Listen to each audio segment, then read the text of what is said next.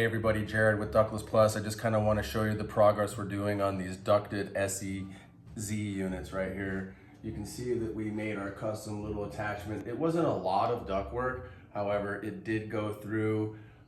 We sealed it all up with Pookie. I kind of go a little crazy. I like to seal the outside, but then I also like to seal the inside. It doesn't hurt to go the extra mile, especially when you're trying to keep the unit as tight as possible. You don't want any leakage into an unconditioned attic space or like that space up there. So if you look over here to the left where this blue ladder is, that's our other ducted area that we're gonna have a linear slot in there. We still have to install a plaster guard on that and on this piece over here.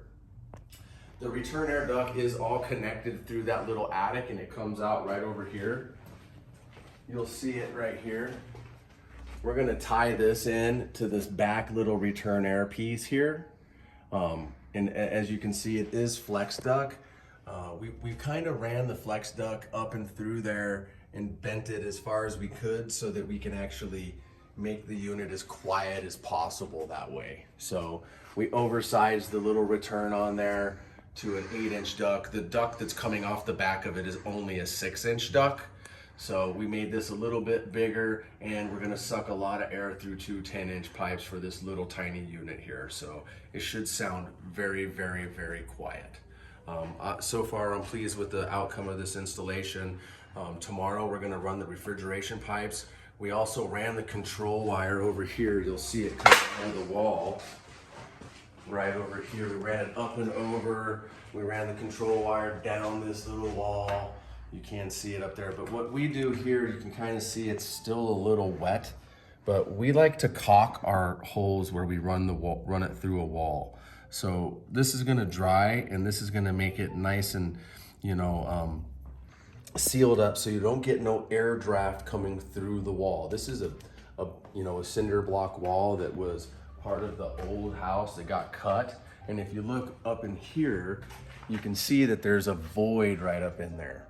So you don't want this air to sneak down and through this hole. So we even sealed up the other side. And as you can see, we strapped it up nice and neat. Always try to strap it up as best as you possibly can.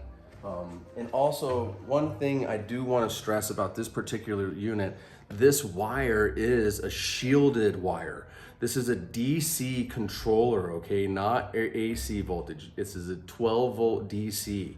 You have to run a shielded wire. We're running a 20 gauge 2-wire with the ground and a shield. And if you look up in the attic here where we ran it away from all those cam lights and that other electrical wire. We don't want any noise, they call it, coming out of those other wires that's gonna potentially cause an interference with our controller on these machines. They are a little bit more intricate when it comes to that. So anyway, I just wanted to show you guys the progress on our unit. If you like these videos, smash the like button. We really like that. We'd appreciate it. Subscribe. We're really trying to build this channel up. We want to be the biggest Mitsubishi YouTube channel out there. So let's get it going, America. Thank you so much. See you next time.